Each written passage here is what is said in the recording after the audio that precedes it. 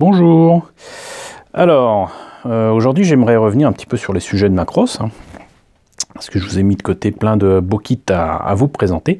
Et il y a quelques temps de cela, l'année dernière je crois, je vous avais présenté différentes versions du VF11, mais version Max L, donc la version faite pour Mylène, donc un VF11 qui, quand il se transforme en Battloid, a étrangement des formes et des lignes féminines.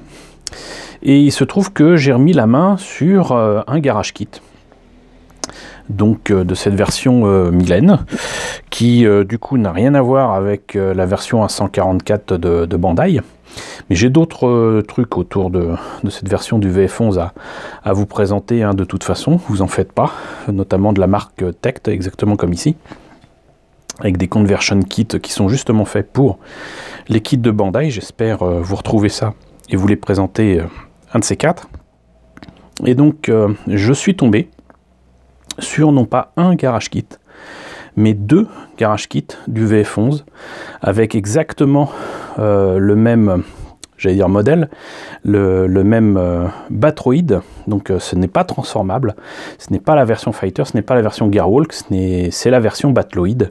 Et ce qui est rigolo, c'est que j'ai trouvé donc deux garage kits au 1/100e. Et ce qui est encore plus rigolo, vous voyez, c'est que j'ai trouvé cette boîte, je l'ai sous-pesée, je me suis dit c'est dingue, c'est un peu lourd quand même. Et en fait il se trouve que, comme à mon habitude, quand je tombe sur des maquettes, des garage kits ou quoi, qui sont mal remplis au niveau des boîtes, j'ai tendance à mettre une boîte dans l'autre. Et vous voyez, paf, j'ai ici non seulement la version Tect, mais également la version de Wave. Voilà, et ça je trouve ça vraiment très amusant d'avoir très exactement, donc issu du même design, deux versions du VF11 et à la même échelle. Ça c'est très rare, c'est un cas d'école. D'habitude les licences qui sont accordées à des personnes qui font des maquettes, que ce soit des garage kits ou autres, sont supposées éviter de faire et le même modèle, mais surtout la même échelle qu'un concurrent. Donc ce qu'on va faire aujourd'hui, c'est non seulement voir ce que donnent ces kits, mais en plus peut-être faire une petite comparaison. On va commencer par le Wave, parce qu'encore une fois, donc c'est un kit au 1/100e exactement comme le Tect, mais la boîte est beaucoup plus petite. C'est de la marque Wave. Ces kits ont été vendus, logiquement, que je vous dise pas de bêtises, il y a 23 ans. Donc c'était en 1995. Mais voilà, donc les garage kits en question étaient déjà, de toute façon à l'époque, vendus extrêmement cher. Il n'y avait pas moyen d'avoir, pour avoir autre chose que les 144 de Bandai, il n'y avait pas moyen d'avoir autre chose, à moins de le fabriquer soi-même. Et donc ces kits de Valkyrie de Macross 7 au 1/100e, et ben voilà, c'était ça ou rien.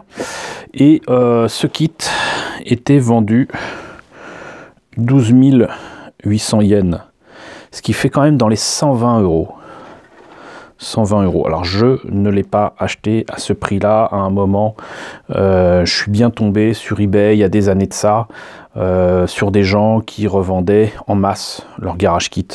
Et du coup j'étais souvent le seul enchérisseur et j'ai remporté plein d'enchères comme ça sur eBay, sur des garage kits, des trucs en résine, pas au Japon, mais plus sûrement aux États-Unis. J'ai peut-être eu un truc d'Australie, je suis pas sûr, mais bon, en tout cas c'était des pays anglophones et je suis quasiment sûr que c'était aux États-Unis.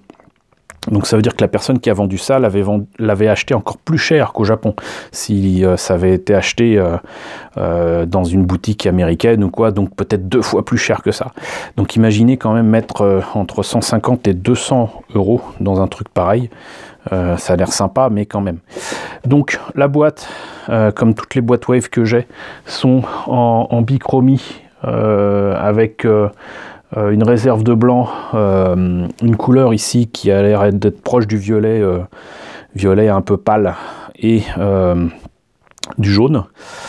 Et Wave, je les aime pas quand ils font des kits en plastique.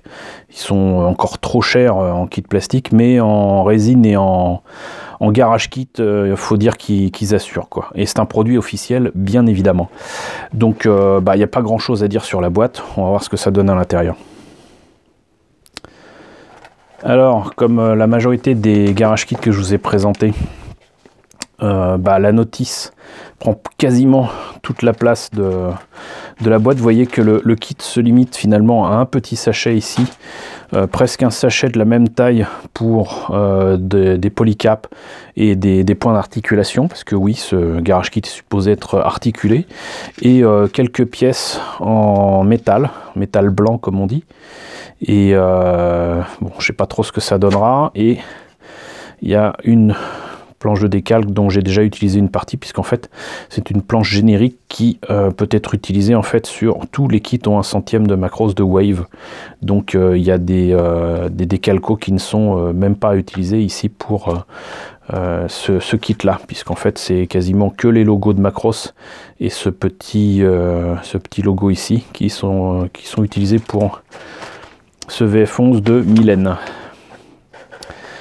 Donc joli dessin ici de Macross 7, toujours de jolis dessins issus de Macross 7 avec un véritable artbook en fait, hein. Avec tout ce qui concerne le VF11. Et ce qui est rigolo, c'est que du coup ça concerne des formes et des positions qui ne sont pas le garage kit lui-même. Autant là oui, autant là il y a la version fighter, la version Garwalk, le truc supplémentaire, l'espèce de drone qui est dans le dos, qui est supposé donner donc ces enceintes ridicules qui permettent de mieux diffuser la musique et les chansons du héros de Macross 7. Enfin voilà, beaucoup de détails sympathiques, mais qui ne concernent pas en fait ce kit. Les pièces en présence, alors là c'est important, ce genre de choses, parce que comme vous l'avez vu, les pièces sont dans un petit sachet, et donc du coup pour repérer les numéros ou les pièces à quoi ça correspond, il faut relister tout cela. Ensuite, on commence par les jambes, avec, comme je disais, des articulations. Et c'est assez compliqué avec Wave. Souvent, on se retrouve avec des polycaps qu'il faut customiser, il faut couper des pièces, des polycaps. Et je vous avoue que là, par exemple, je ne suis pas sûr de ce qu'il faut faire. Est-ce que c'est sur la même pièce où il faut enlever un petit peu du côté, et là, sur le côté, parce que ça sera... ouais, apparemment, ça sera là. Là, ici, il faut en couper un petit peu aussi. Voilà. Donc, ensuite, les bras, le buste. On choisit, tout comme pour la version 144, un buste avec les nichons ouverts ou les nichons fermés. On va dire ça comme ça. Et ensuite, on a là aussi deux options pour des détails à mettre dans le dos.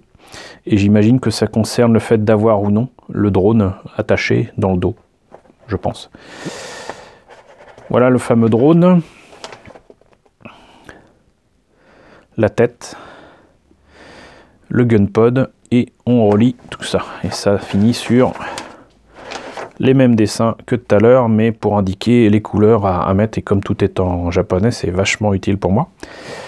Mais voilà, donc j'aime pas du tout d'ailleurs les couleurs utilisées pour cet appareil de Mylène, mais à l'époque, encore une fois, j'avais des opportunités d'avoir des kits qui sortaient un petit peu des sentiers et des sentiers battus, et bon, rien ne m'empêche de faire ce kit autrement que en blanc et en rose.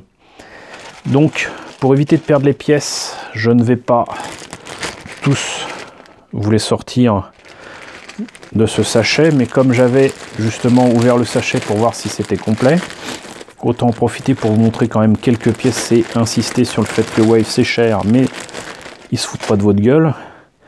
Vous voyez un petit peu la qualité ici de cette pièce qui représente les enceintes. Et là, l'espèce de drone qui se met dans le dos de Mylène. Et donc, ces machins sont supposés, j'imagine, se placer comme ça. C'est pas exactement la même taille que les panneaux là. Mais voilà, c'est pas de bulles. Des pièces impeccables. Il y a quasiment rien, voire pas du tout de... Là, il y a très peu de morceaux de résine à enlever. Là, ici, là, rien. Non, c'est impeccable. Voilà, et je pense qu'en fait, il y avait des espèces de petites, on va appeler ça des carottes de résine qui tenaient les pièces. Mais je pense que je les ai enlevés parce qu'à un moment, je comptais utiliser ces morceaux pour faire des détails de ruines de vaisseaux spatiaux. Notamment le Star Trek, l'Enterprise de Star Trek, version détruite de Star Trek 3. Donc, les polycaps, je pense que c'est pas utile de vous préciser tout ça. Et quand même, presque une corde de guitare. D'ailleurs, si vous avez des cordes de guitare, je vous conseille de les garder, surtout celles des basses et tout ça. Ça fait des espèces de petits ressorts. Et ça, c'est génial à utiliser pour les maquettes. Et là, je sais sincèrement pas où c'est utilisé, mais ça doit être utilisé. Et comme je montrais tout à l'heure, des pièces en métal blanc. Voilà, donc je garde ça de côté. Et on va voir ce que donne immédiatement la version de Tect.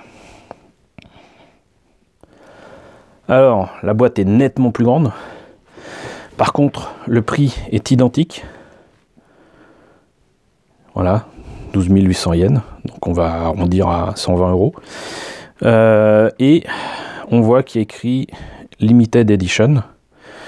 Donc ça prouve peut-être que le kit était prêt ou quoi, a été certainement mis en circulation et Limited Edition, donc très peu de versions de Tect. Ici d'ailleurs c'est une, comment dirais-je, une marque qui est assez peu connue en fait. Moi je ne la connais d'ailleurs que pour Macross. Et c'est quand même assez étonnant de voir encore une fois cette maquette. Voilà, et puis il n'y a rien d'autre à dire sur la boîte. Donc on va voir ce qu'elle a dedans. Alors, la boîte est plus grande, mais on l'avait vu, ça pouvait carrément contenir la boîte et le garage kit qui était dedans de la version Wave. Donc vous imaginez que c'est pas bien grand. Par contre, avant même de vous présenter la notice, vous voyez que ce qu'il y a de sympa, c'est qu'au moins vous voyez comment ça peut donner une fois monté et peint.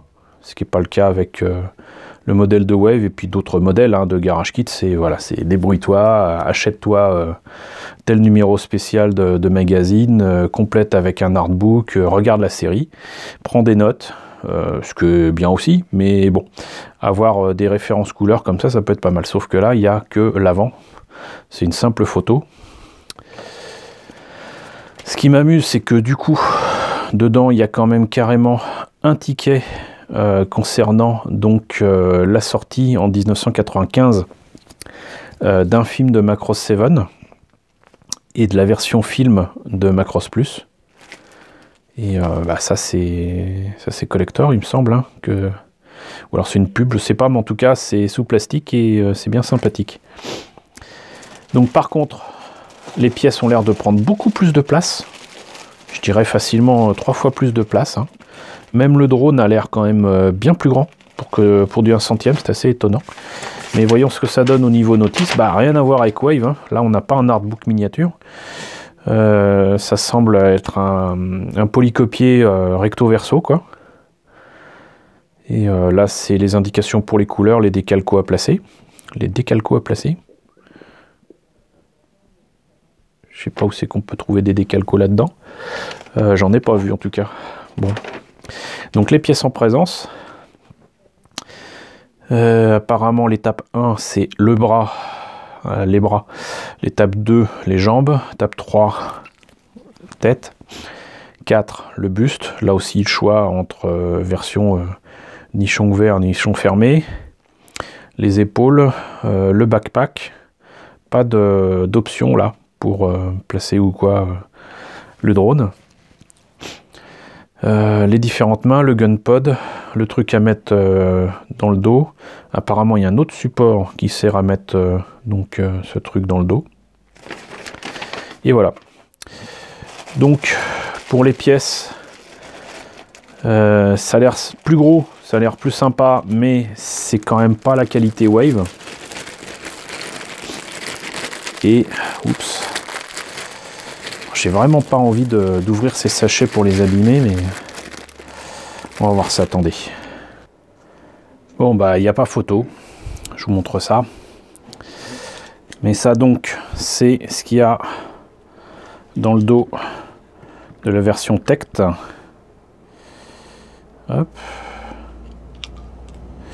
Et ça, c'est ce qu'il y a dans le dos de la version Wave. C'est pratiquement 2 fois plus petit et c'est encore plus visible avec donc cette plaque qui doit certainement se mettre là et qui s'ouvre ensuite. Et ceci qui est donc l'équivalent. J'ai pris exactement la même pièce mais avec des volets supplémentaires et qui vient là. C'est effarant, c'est là pratiquement 3 fois plus gros. C'est une autre réinterprétation du design de base. Et même au niveau des détails, là, vous voyez, ici et là. Donc vous voyez qu'à partir d'un même dessin, on peut voir les choses très différemment. Très différemment.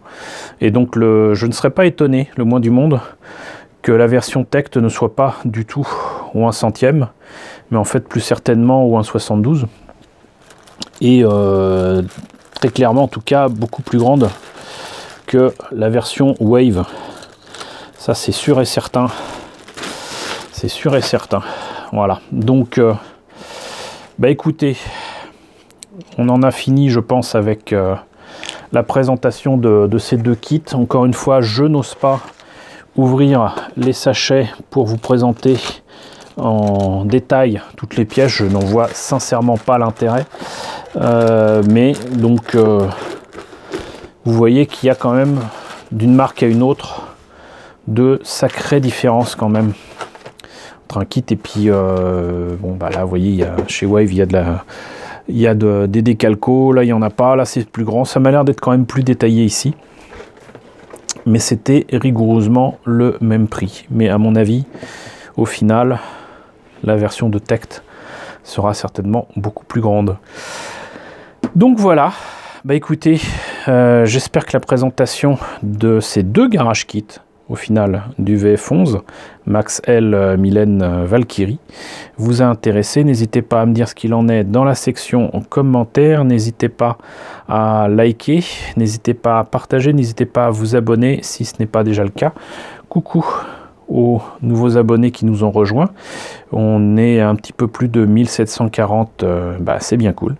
Coucou aux grands anciens, ce mois-ci ça fait 3 ans que vous me suivez.